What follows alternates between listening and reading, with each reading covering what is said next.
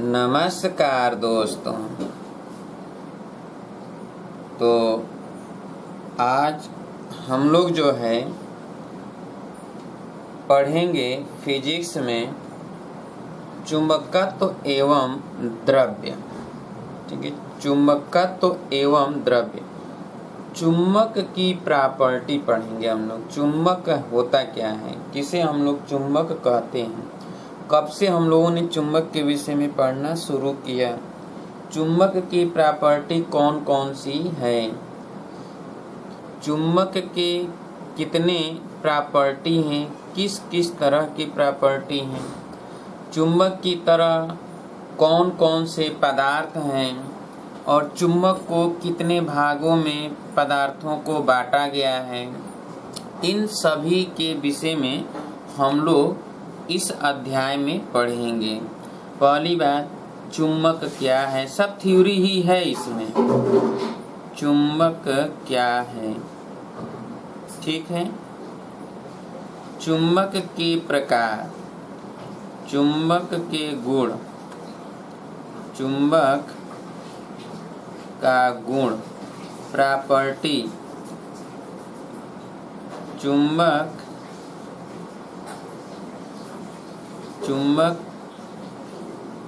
चुंबकीय पदार्थ, चुंबकीय पदार्थ, चुंबक के प्रकार, चुंबक के प्रकार, ठीक है। और चुंबक की भांति व्यवहार करने वाले जो भी यंत्र होते हैं उसके विषय में हम लोग पढ़ेंगे। चुंबकीय बल रेखाएं, चुंबकीय बल रेखाएं, गॉस का चुंबकीय संबंधित सिद्धांत, गॉस का चुंबक संबंधित सिद्धांत, चुंबक संबंधित सिद्धांत,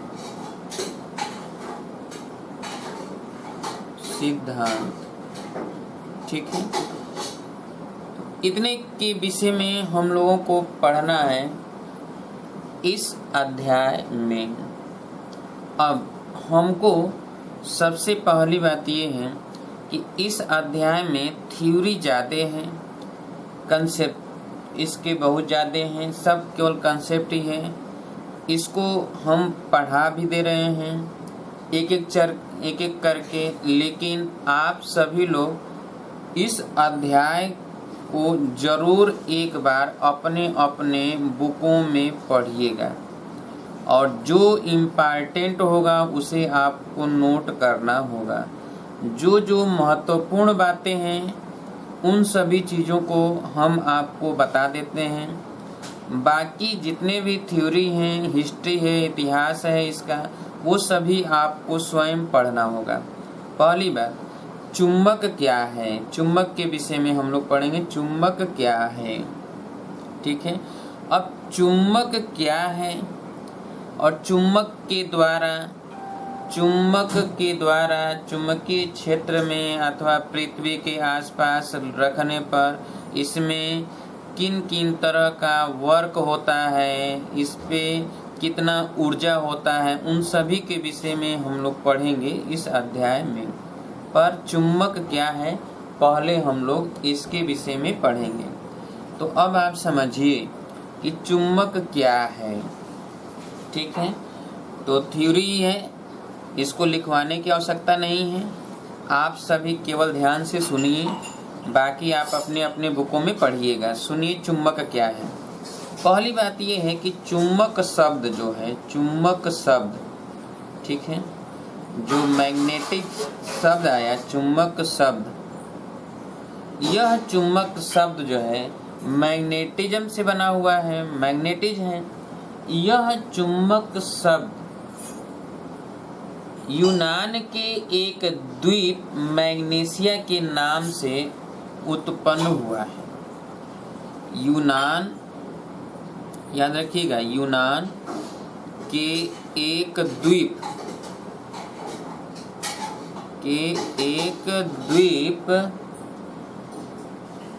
द्वीप मैग्नीशिया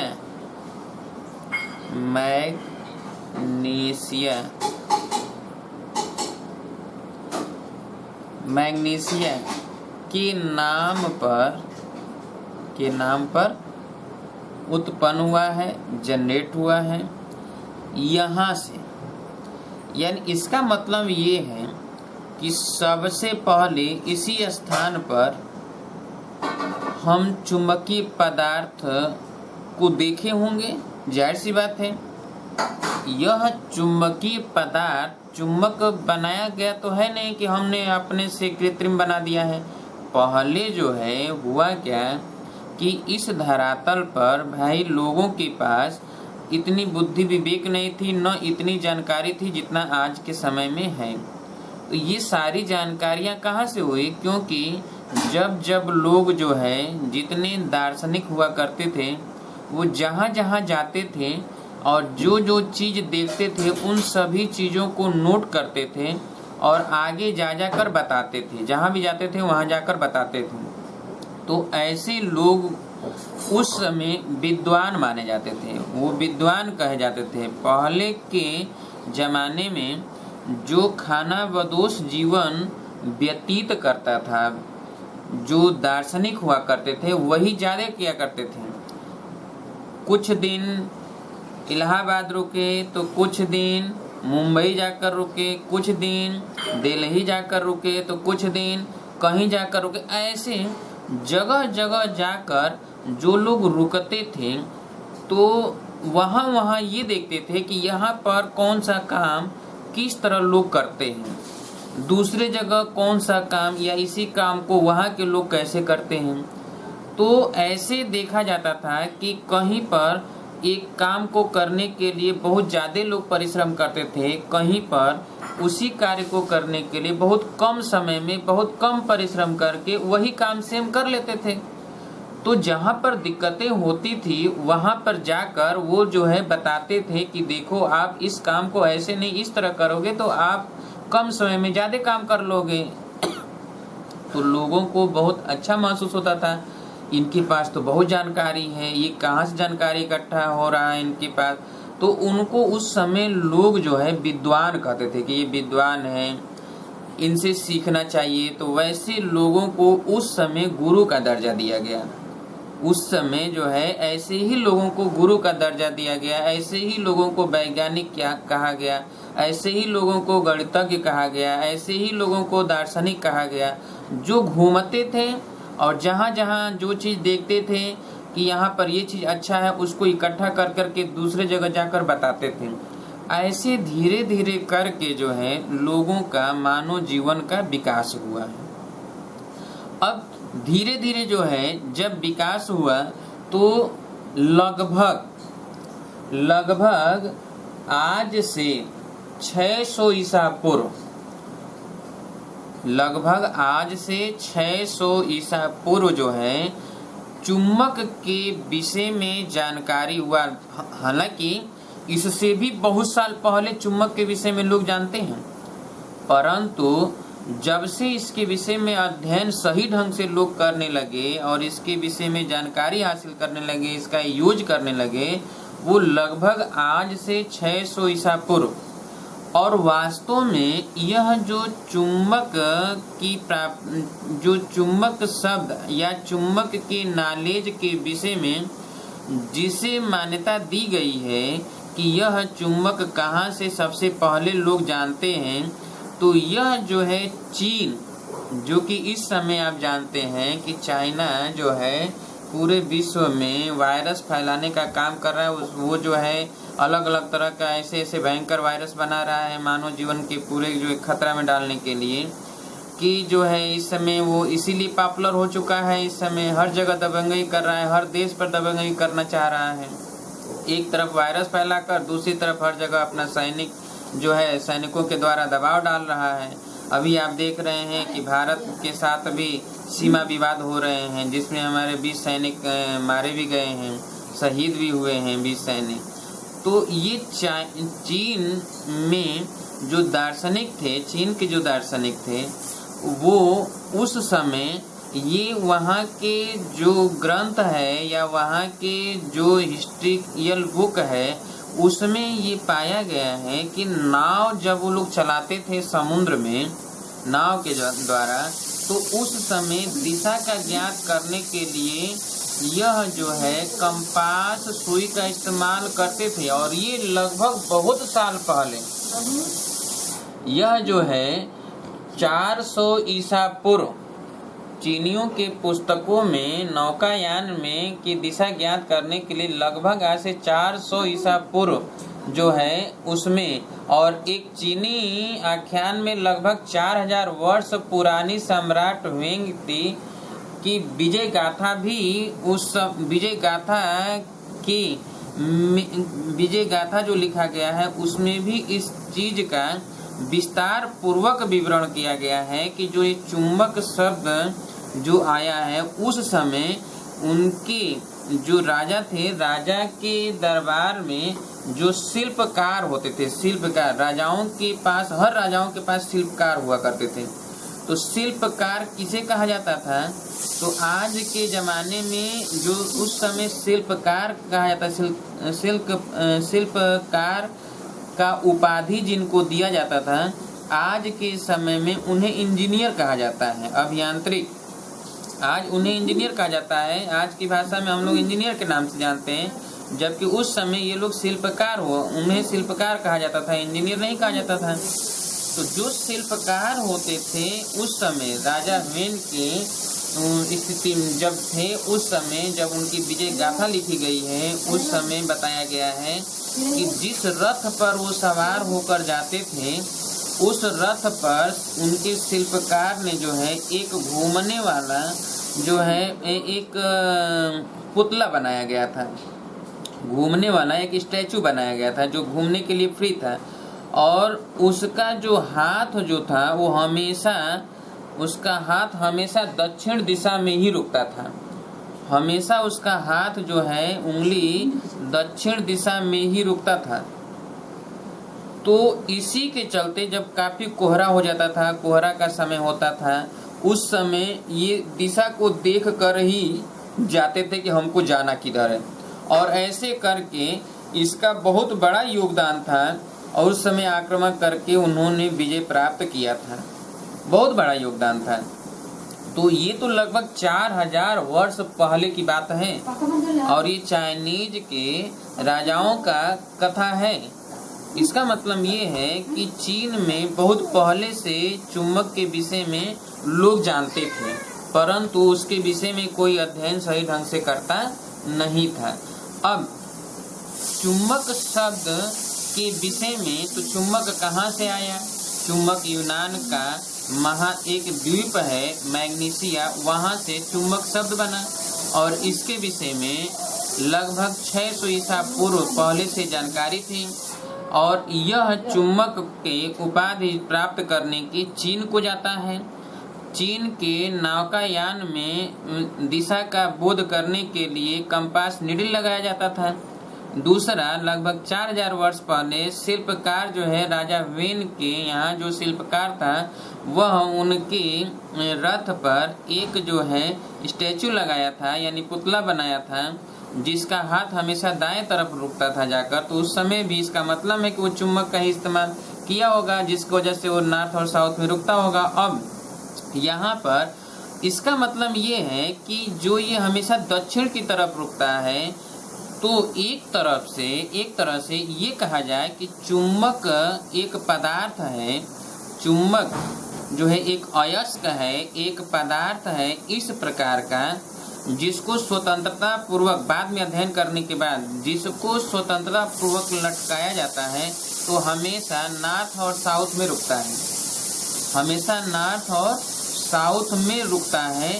तो इसका जब भी चाहे इसको हम लटका दें स्वतंत्रता पूर्वक, या हम इस पानी में जो है किसी एक कार्क पर, कोई कार्क है ये प्लास्टिक है और उस पर एक चुंबक रख दें, तो ये कार्क सहित घूमकर हमेशा नॉर्थ और साउथ में ही रुकेगा।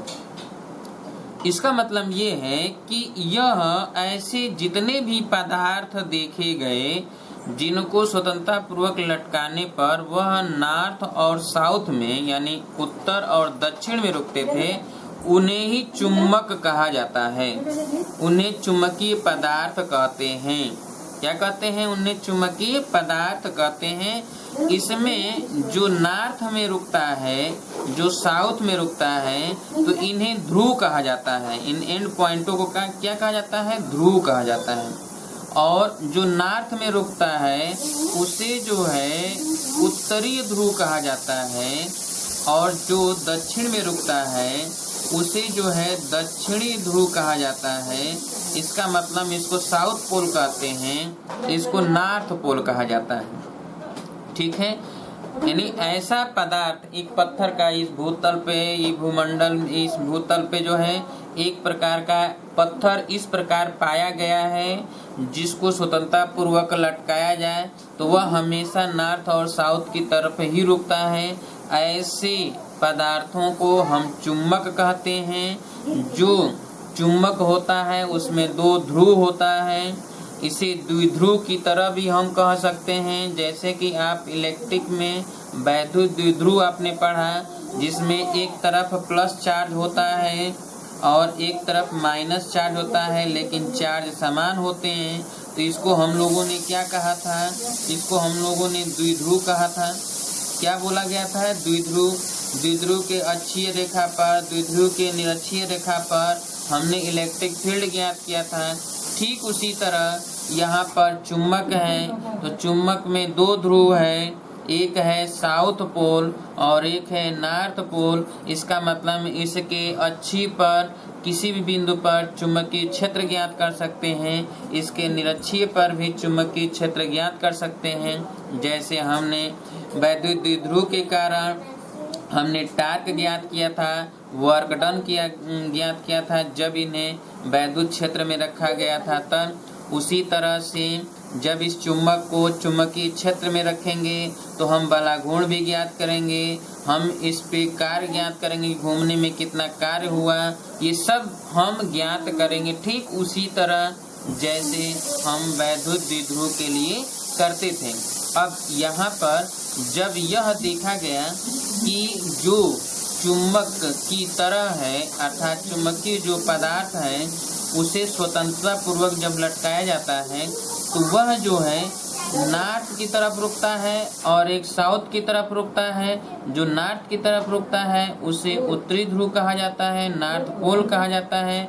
जो कि पृथ्वी के उत्तर दिशा में रुकता है, और जो पृथ्वी के दक्षिण दिशा में रुकता है उसे साउथ पोल कहा जाता है, जिसे दक्षिणी ध्रुव कहा जाता है। इसका मतलब ये हमें पता चला बाद में चल के कि ये यदि ऐसा है कि जब नॉर्थ में रुकता है और ये साउथ में रुकता है, इसका मतलब ये है कि पृथ्वी है वो भी एक चुंबक की तरह है। पृथ्वी भी क्या है? एक चुंबक की तरह ही कार्य कर रहा है। पृथ्वी जो है एक चुंबक की तरह ही कार्य कर रहा है। क्लियर है? अब जरा यहाँ पर ध्यान समझने योग्य बातें ये हैं कि जो इसके चुंबक के ध्रुव थे, ये चुंबक के ध्रुव अगर दो चुंबक ले लिए जाएं और दोनों चुंबक के समान ध्रुव जब पास पास लाए जाते थे तो वह एक दूसरे को प्रतिकर्षित करते थे। अर्थात जब यहाँ नॉर्थ पोल हो और ये भी नॉर्थ पोल हो तो ये इसको जो है इधर की तरफ ढकेलेगा, ये इधर की तरफ ढकेलेगा। दोनों एक दूसरे से दूर हटेंगे। अर्थात इस स्थिति में इनके बीच में कौन सा बल कार्य करेगा? प्रतिकर्षण बल कार्य करेगा। लेकिन जब ये नॉर्थ हो और ये साउथ हो और इसको लाएंगे तो ये इधर की तरफ जाएगा और ये इधर की तरफ जाएगा, अर्थात दोनों पास पास आएंगे, खींचेंगे। इसका मतलब ये है कि उस कंडीशन में आकर्षण बल कार्य करता है। कौन सा कार्य करता है? आकर्षण बल। और कौन सा बल? प्रतिकर्षण बल। या तो प्रतिकर्षण बल कार्य करता है या तो आकर्षण बल कार्य करता है। तो अब आकर्षण बल कब कार्य करता है? जब नॉर्थ और साउथ यानी विपरीत ध्रुव जब एक तरफ पास पास लाए जाते हैं तो वह आकर्षण बल कार्य करता है उस समय। और जब समान प्रकार के ध्रुव को पास पास लाते हैं तब वहाँ पर प्रतिकर्षण बल कार्य करता है। क्लियर है? ठीक इसी तरह जैसे मान लेते हैं कि अगर आप दुनिया का कोई भी चीज ले लीजिए जो विपरीत प्रकार के हैं, वह दोनों एक दूसरे को खींचने का प्रयास करते हैं, एक दूसरे को खींचने का प्रयास करते हैं, और जब समान प्रकार के होते हैं वह जो है दूर दूर हटने का प्रयास करते हैं, घृणा करते हैं एक दूसरे से। यह प्रकृति ने हर एक वस्तु के अंतर्गत डाल दिया है, चाहे मनुष्य हो, कोई भी चीज हो। एनीवे आप देखेंगे तो हर एक चीज पर जो है ये लागू होता है। कोई ऐसा चीज नहीं है जहाँ पर ये चीज न लागू हो कि आकर्षण और प्रतिकर्षण बल हमेशा ये लागू करता है, हमेशा लागू होता है। अगर दो मनुष्य ही हैं, दो आदमी हैं, और दोनों आदमी को एक कमरे में बंद कर दिया जाए तो वो दोनों एक दूसरे के साथ कभी नहीं चिपक सकते हैं, लेकिन एक कमरे में एक आदमी और एक औरत को बंद कर दिया जाए तो वो चिपक सकते हैं। तो ये मतलब विपरीत प्रकार का है। तो विपरीत प्रकार के हैं तो जाहिर सी बात है कि आकर्षण बल और जब इन समान प्रकार के हों तो उस समय प्रतिकर्षण बल कार्य करता है। ये हमेशा याद रखिएगा, ठीक है। अब हम लोग जो है देखेंगे कि यदि यहाँ पर जो चुंबक है, चुंबक में हमने ये पाया कि चुंबक में कितने ध्रुव होते हैं? 2 ध्रुव होता है। कोई भी चुंबक होगा, दुनिया का कोई भी चुंबक अगर आप उठाएंगे तो अधिकतम उसमें 2 ही ध्रुव होगा।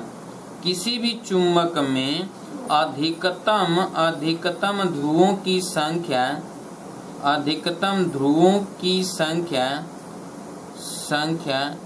2 होगा। याद रखिएगा 2 होगा।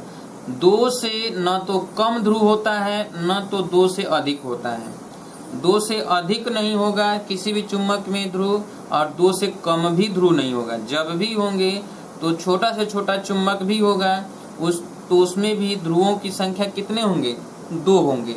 अच्छा, अगर सपोज दैट हम ये माने कि ये एक चुंबक है, ये एक चुंबक है, चलिए इसमें कितने ध्रुव?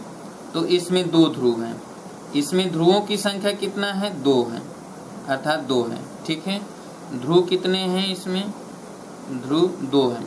अगर इसको हम 2 भागों में कर दिए, इसको कितने भागों में कर दिया? 2 भागों में। अर्थात जब इसे 2 टुकड़ों में कर दिया, तो जब एक चुंबक को 2 टुकड़ों में करते हैं, 2 टुकड़ों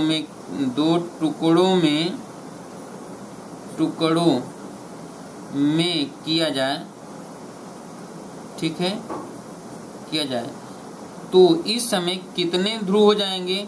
तो जब 2 टुकड़ा में होगा ये, ठीक है, तो 2 टुकड़ा में होगा तो ध्रुवों की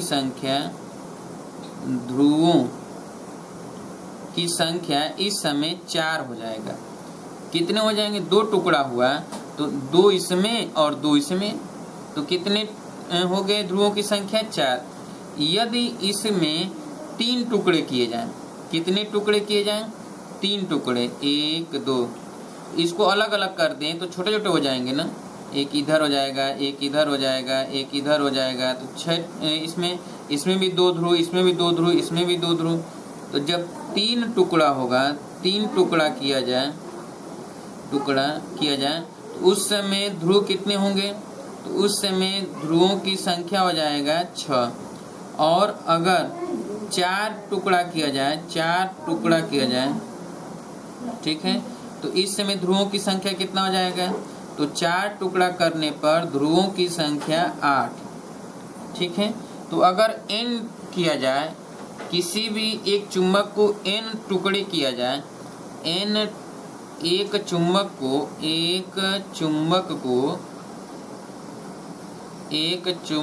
को यदि n टुकड़ा किया जाए, n टुकड़ा करने पर ध्रुवों की जो संख्या होगी, ध्रुवों की संख्या कितना हो जाएगा? 2n होगा। ध्रुवों की संख्या कितना होगा? 2n। क्लियर है? तो यहाँ पर ध्रुवों की संख्या 2n हो जाएगा। कब? जब किसी भी एक चुंबक को छोटे छोटे भागों में करके n टुकड़ा किया जाए तो n टुकड़ा करने पर ध्रुवों की संख्या 2n हो जाएगा। ठीक है, एक ही चुंबक था लेकिन उसे कई टुकड़े में बांट दिया गया तो उसके 2n हो जाएगा। याद रखिएगा एक चीज, ठीक है, कि कभी भी गोलाकार चुंबक नहीं होता है। याद रखिएगा, गोलाकार चुंबक नहीं होता है, चुंबक नहीं होता है।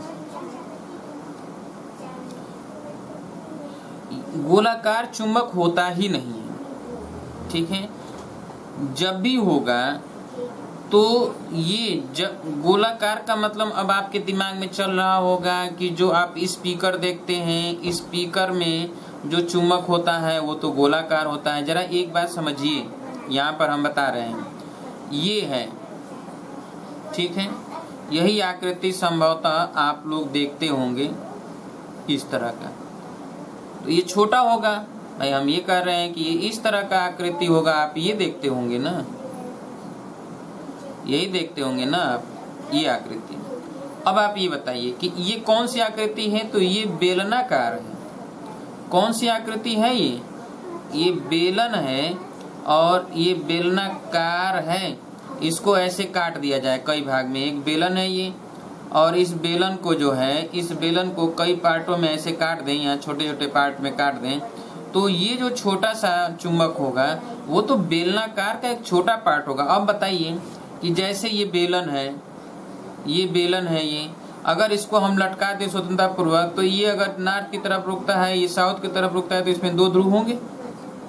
लेकिन जो ये वृत्त है, इसके एक छोर पे इधर और एक छोर पे ऐसा नहीं होगा। ठीक है, कि इधर नॉर्थ है, इधर साउथ है, इधर नॉर्थ है, इधर साउथ, ऐसा नहीं। इसके इधर इस सिरे और इस सिरे पर नॉर्थ और साउथ हो सकता है, परंतु पूरी तरह से अगर आप ये कहेंगे कि गोलाकार गेंद की तरह अगर चुंबक को बना दिया जाए तो ऐसा संभव नहीं है कि अगर वो पूरा का पूरा चुंबकीय पदार्थ है तो गोलाकार होगा। हाँ, ये हो सकता है कि उसमें जो है ये संभव है कि अगर सपोज दैट कि ये एक छोटा सा चुंबक है और इसके ऊपर दूसरा कोई पदार्थ का ये बेलन हम बना दें इसके अंदर रख कर, तो हम ये कहें कि इसके पास जैसे ले जाएं कोई चीज तो खींच ले, तो ये कहें कि पूरा चुंबक है। तो पूरा तो चुंबक है नहीं, चुंबक तो उसके अंतर्गत छोटा सा भाग है ना, परंतु इसकी आकार जो है अन्य पदार्थ दूसरे अचुंबकीय पदार्थों के द्वारा इसको हमने पूरी तरह से पैक कर दिया और पैक करके बेलनाकार या गोलाकार बना दिया, और हम ये कहें कि ये तो गोल है, तो ऐसा नहीं है। ठीक है, पूरा का पूरा पदार्थ अगर चुंबक है तो वह गोल नहीं हो सकता है, कभी भी गोल नहीं होगा। स्फीयर, गोल कहने का सेंस है स्फीयर, गेंद एकदम पूरी तरह से गोल होना चाहिए। हाँ, अब आपके दिमाग में ये चल रहा होगा कि पृथ्वी जो है, पृथ्वी भी तो गोल है और इसे भी तो हमने चुंबक कहा। चुंबक है, हाँ चुंबक है पृथ्वी, परंतु पृथ्वी की आकार जो है पूरी तरह से गोल नहीं है, ये आप जान लीजिएगा। आप पढ़े होंगे या अगर आप न पढ़े हो तो इसमें आप जानिएगा कि थोड़ा पढ़ लीजिएगा भूगोल वगैरह, ज्योग्राफी वगैरह, तो आपको ये पता चलेगा कि यह जो है पृथ्वी की आकार कुछ अंडे की आकृति का है, इस तरह का है, इस तरह का है। और ऐसा इसीलिए है क्योंकि ये मैग्नेटिक है, क्योंकि ये चुंबक की तरह है, चुंबक है, इसीलिए ऐसा है कि अब यहाँ पर और यहाँ पर क्या है कि ये ध्रुव बन गए। ठीक है, और जो ये है ये जो है इस तरह है, तो यहाँ पर अब देखिए यहाँ का रेडियस जो है ज्यादा होता है और यहाँ का रेडियस क्या होता है, कम होता है। तो ये पूरी तरह से गोल नहीं हम कहेंगे, ये गोल नहीं है, ये क्या है कि अंडे के आकार का है, या दूसरा हम ये कह सकते हैं कि इलिप्स है, दीर्घवृत्ताकार की तरह है। कैसा है, दीर्घवृत्ताकार भी कह सकते हैं या एक कह सकते हैं, अंडे की तरह है ये, तो ये अंडे का आकार का है। तो आप देखे होंगे मार्केट में बहुत सारे चुंबक ऐसे मिलते हैं, जो चुंबक जो है बहुत शक्तिशाली चुंबक होते हैं, उनकी आकार जो है मार्केट में अवेलेबल है। ठीक है, बहुत लोग जो है उसको खिलौने के तौर पे भी लेकर खेलते हैं। तो देखिए उसकी आकार संभवतः ये ऐसे होता है, इस तरह का इलिप्स की तरह होता है। यहाँ पर बल्कि उभरा हुआ होता है, यहाँ पे ये उभरा हुआ होता है। और ऐसे दो चुंबक को लोग ले लेते हैं और दोनों को जब फेंकते हैं तो ऊपर जाकर जो है एयर में जैसे ही जाते चिपक जाते हैं, दूर दूर फेंकते हैं ऊपर जाकर चिपक जाते हैं, क्योंकि वो बहुत शक्तिशाली चुंबक होते हैं। तो इस आकृति के होते हैं, इसलिए वो ज़्यादा शक्तिशाली होते हैं और जाकर ऊपर ही क्या होते हैं, चिपक जाते हैं। तो ये तो था चुंबक के विषय में कि चुंबक है क्या। अब इसकी प्रॉपर्टी, तो चुंबक की प्रॉपर्टी लगभग इतना हमने बताया, इसी से आपको समझ में आ गया होगा कि चुंबक की प्रॉपर्टी क्या है। अब चुंबक की प्रॉपर्टी तो पहले यही कि चुंबक के दो ध्रुव होते हैं। चुंबक क्या करते हैं कि एक या तो आकर्षण बल लगाते हैं या तो प्रतिकर्षण बल लगाते हैं, ठीक है। अब आकर्षण बल कब लगाते हैं, जब विपरीत ध्रुव एक पास होते हैं तो आकर्षण बल लगते हैं, जब विपरीत ध्रुव पास होते हैं तो आकर्षण बल लगते हैं, और समान ध्रुव जब पास होते हैं तो प्रतिकर्षण बल लगते हैं, ठीक है। और अभी हम आगे चल के इसमें देखेंगे कि चुंबक की एक प्रॉपर्टी ये भी है कि इसके अधिकतम ध्रुवों की संख्या कितनी, दो से अधिक ध्रुव नहीं होते हैं। कोई भी चुंबक होगा तो उसके कितने ध्रुव होंगे, दो ध्रुव होंगे। किसी भी चुंबक को चाहे जितने भी भाग में बांट दीजिए, हर एक पार्ट के कितने ध्रुव होंगे, दो ध्रुव होंगे, सभी के दो ध्रुव होंगे। जितने भी पार्ट कर दीजिए, एक चुंबक है उसको 10 भागों में बांट दिया तो कितने ध्रुव हो जाएंगे, 20 ध्रुव हो जाएंगे। ध्रुवों की संख्या टोटल कितना हो जाएगा, 20 हो जाएगा, क्योंकि हर एक चुंबक में दो ध्रुव होंगे। 10 चुंबक है तो 10 दूना के 20, ठीक है। अब हम ये देखेंगे कि चुंबकीय बल रेखाएं, अब ये चुंबकीय बल रेखाएं क्या है। तो चुंबकीय बल रेखाओं के विषय में हम लोग यहाँ जानकारी लेंगे। तो देखिए चुंबकीय बल रेखाएं नॉर्थ से निकल के साउथ में जाती हैं और साउथ में प्रवेश कर जाती हैं। देखिए चुंबकीय बल रेखाएं क्या है। तो चुंबकीय बल रेखाएं, जैसे ये चुंबक है, ये चुंबक है, यहाँ पर नॉर्थ है और यहाँ पर क्या है, साउथ है, ठीक है। तो चुंबकीय बल रेखाओं के विषय में हम लोग अध्ययन करेंगे। तो चुंबकीय बल रेखाएं नॉर्थ से निकल के साउथ में प्रवेश करती है। हमेशा याद रखिएगा, ये उल्टा न करिएगा, नॉर्थ से निकल के साउथ में प्रवेश कर जाती है।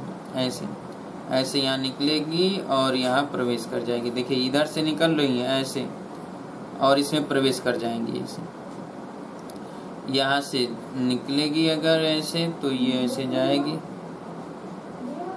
यहाँ ऐसे,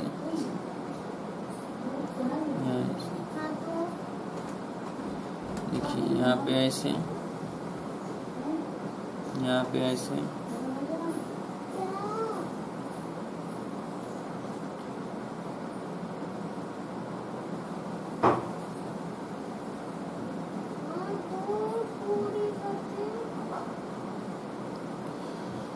ये है। इनकी जो डायरेक्शन है, जो दिशा है वो ये है। अब जरा ध्यान से समझिएगा, यहाँ पे बहुत इंपॉर्टेंट चीजें हैं, ये आता भी है। ये चुंबकीय बल रेखाएं, ये क्या है, चुंबकीय बल रेखाएं, चुंबकीय बल रेखाएं। चुंबकीय बल रेखाएं हैं। इस चुंबकीय बल रेखाओं से हमें क्या क्या पता चलता है। पहली बात ये है कि ये ध्रुवों के पास सघन है। ध्रुवों के पास क्या है, सघन है। जब ध्रुवों के पास सघन है तो इसका मतलब ये है कि यहाँ पर हम जो है देखेंगे कि जहाँ पर चुंबकीय बल रेखाएं सघन हैं, यहाँ पर चुंबकीय क्षमता जो है अधिकतम होगा, अर्थात ध्रुवों पर चुंबकीय क्षमता क्या होगा, मैक्सिमम होता है। लेकिन आप देख रहे हैं कि जब ये बीच में जैसे जैसे ये ध्रुवों की दूर जा रहे हैं वैसे वैसे ये रेखाएं क्या हैं, अधिक दूर हो जा रही हैं। तो जहाँ पर अधिक दूर होती हैं, जहाँ पर चुंबकीय बल रेखाएं सघन होती हैं, वहाँ पर चुंबकीय बल रेखाएं के सघन होने की वजह से सघन इसीलिए है क्योंकि वहां पर चुंबकीय क्षमता क्या है, ज्यादा है। और जहां पर चुंबकीय बल रेखाएं विरल है वहां पर चुंबकीय क्षेत्र हम कहें तो चुंबकीय क्षेत्र क्या है, कम है। ठीक है, तो ध्रुवों पर ज्यादा है।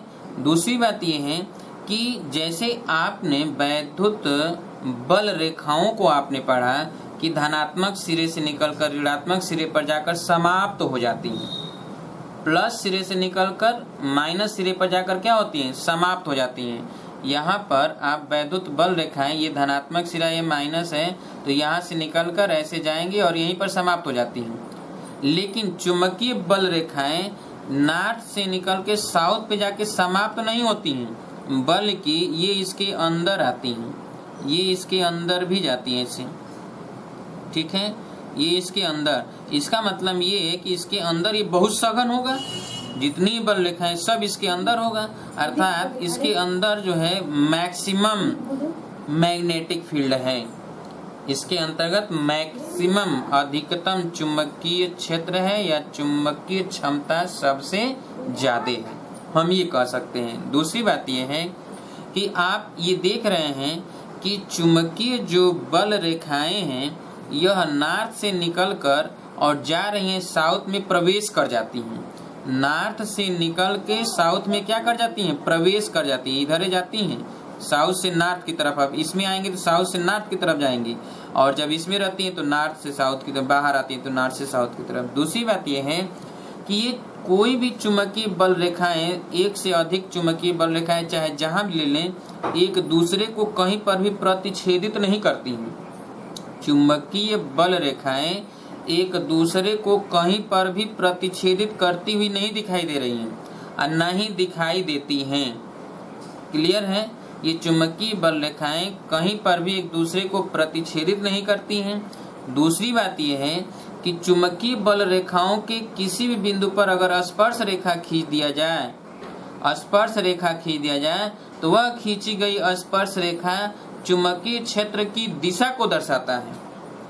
चुंबकीय बल रेखा के किसी भी बिंदु पर स्पर्श रेखा खींचा जाए तो वह स्पर्श रेखा चुंबकीय क्षेत्र की दिशा को दर्शाता है उस बिंदु पर। अगर हम यहाँ पर खींचें इस बिंदु पर तो चुंबकीय क्षेत्र ऐसे दिशा ऐसे दर्शा रहा है, यहाँ पर खींचे तो इस तरह है, यहाँ पर खींचेंगे तो ये इस तरह, यानी ऐसे चुंबकीय क्षेत्र की दिशा इधर है, इधर से इधर है। यहाँ पर देखेंगे तो ये इधर है, यानी कहीं पर भी किसी भी बिंदु पर अगर हम स्पर्शी रेखा खींचते हैं चुंबकीय बल रेखाओं पर, तो चुंबकीय बल रेखाओं पर खींची गई स्पर्श रेखा किसको दर्शाता है, तो चुंबकीय बल रेखाओं पर खींची गई स्पर्श रेखा चुंबकीय क्षेत्र की दिशा को दर्शाता है।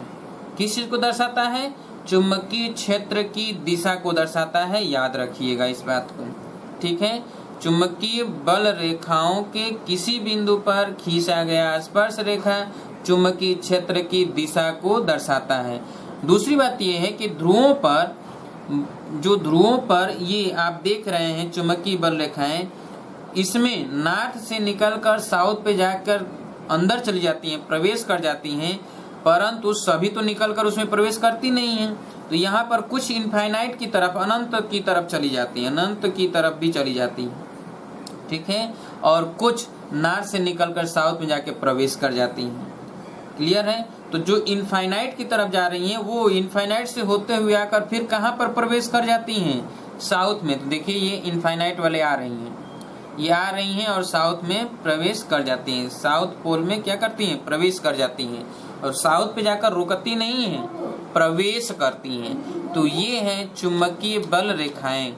यह देखा गया कि जो चुंबकीय पदार्थ हैं उन चुंबकीय पदार्थों के बालू की रेत की तरह अगर एक जगह रख दिया जाए, बिछा दिया जाए, और उसके पास जब चुंबक नॉर्थ और साउथ पोल एक तरफ करके ले जाया जाता था तो उसमें जो पदार्थ बालू के रेत के रूप में थे वह इसी रूप में जो है वो जाकर जो है इकट्ठा हो जाते थे, एकत्रित होने लगते थे, ऐसे फैल जाते थे उस पर। वो तो फैला होता ही था लेकिन पास पास जाकर, तो उसी डायग्राम को चुंबकीय बल रेखाओं से दर्शाया गया। बाद में चलकर ये चुंबकीय बल रेखाओं को आप भी कंपास सुई के द्वारा खींचेंगे।